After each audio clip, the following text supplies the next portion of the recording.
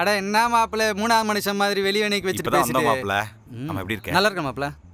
ஆமா என்ன திடீர்னு கல்யாணம் வச்சிட்டாங்க மாப்பிள்ள. திடீர்னு கையில காசு இல்ல. அதான் திடீர்னு யாரெல்லாம் நம்ம கிட்ட காசு வாங்கினாலும் யோசிச்சு பார்த்தேன். திடீர்னு ஒரு ஐடியா வந்துச்சு. திடீர்னு டிக்கெட் போட்டேன், திடீர்னு வந்துட்டேன். ஆமா தங்கச்சங்க தோ என்னம்மா திடீர்னு வந்து நிக்கிறீங்க? வாங்கண்ணா, நல்லா இருக்கீங்களாண்ணா? நல்லா இருக்கேம்மா. இது யாரு? பாபு. நாம எல்லாரும் வெளில போயிட்டு வந்தோம்ல இன்னைக்கு, இவனாலதான் அந்த பாபு. அந்த பாபு. என்னண்ணா திடீர்னு வந்திருக்கீங்க? அதாவதுமா திடீர்னு கல்யாணம் வச்சிட்டாங்களா, காசு கேட்டு வந்திருக்கான். ஏன் மாப்பிள்ள கல்யாணங்கிற பத்திரிக்கை கூட கொண்டு வர மாட்டேன்? அட உன்கிட்ட சொல்றதுக்கு நான் மாப்பிள்ள பத்திரிக்கை அடி கூட கையில காசு இல்ல. அதான் உன் கல்யாணத்துக்கு நீ ஒரு 10,000 ரூபாய் வாங்கினல, அதை கொடுத்து அடுத்த வாரமே கொடுத்துருவேன். 10,000 பத்திரிக்கை மாப்பிள்ள. கல்யாணத்துக்கு காசா? அட அது தெரியாதம்மா உனக்கு? கல்யாண புடவை வாங்க வேண்டிய காசை வச்சுதான் எங்களுக்கு பேச்சுலர் படி கொடுத்தான். அப்புறம் புடவை வாங்க காசு இல்ல, அப்ப என்கிட்ட தான் 10,000 ரூபாய் வாங்கினா. நீ கல்யாணத்துல கட்டியிருந்தியா புடவை, அது நான் கொடுத்த பைசால தான். அதுக்குள்ள 7 வருஷம் ஆயிடுச்சு. ஆமா மாப்பிள்ள பொண்ணுங்க? அது வெளில போயிட்டு வந்தோம்ல, தூங்கிட்டா மச்சான். தம்பி தள்ளியே கர் தம்பி.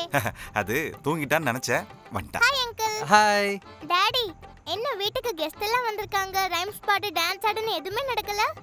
அதான் நீ இவ்வளவு அழகா பேசுறியாம்மா, இதுவே அவ்வளவு பெரிய விஷயம்.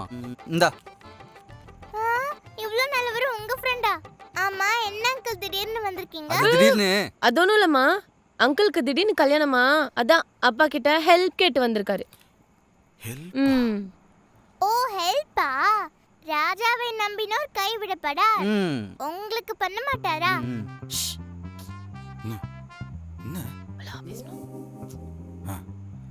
நீங்க சாப்பிடுங்க மச்சான், பேசிட்டு இருங்க, நான் வந்துடுறேன். அங்கிள் நம்ம ஷேர் பண்ணி சாப்பிடலாம். கண்டிப்பா. நீ ஓபன் பண்றியா நான் ஓபன் பண்ணவா? சரி. ஹே ஜே, இப்போ எதுக்கு ஹெல்ப் கேட்டு வந்தான்னு சொன்னேன்? குழந்தை முன்னாடி உன்னை கடங்கற நான் சொல்றேன். அவதான் நினைச்சிட்டானா, அதனால தான் மாத்தி சொன்னேன். கரெக்ட் தான். பேசாம அந்த காசை திருப்பி கொடுத்துடலாம்ப்பா. அப்புறம் உங்க அப்பா அம்மா கிஃப்ட்டுக்கு என்ன பண்றதா? ஒன்னு புரிஞ்சுக்கோ, நம்ம கூடயும் குழந்தை கூடயும் டைம் ஸ்பெண்ட் பண்றது தான் அவங்களுக்கு பெரிய கிஃப்டே. இந்த அனிவர்சரிக்கு நம்ம அவங்க வீட்டுக்கு போலாம், அங்க செலிப்ரேட் பண்ணலாம். நல்ல ஐடியா தான். அப்ப நான் அவனுக்கு கேஷ் ட்ரான்ஸ்ஃபர் பண்ணிட்டேன். பெட்டர். அங்கிள் இந்தாங்க. Thank you. நீ சாப்பிடல? தோ. சாப்பிடு.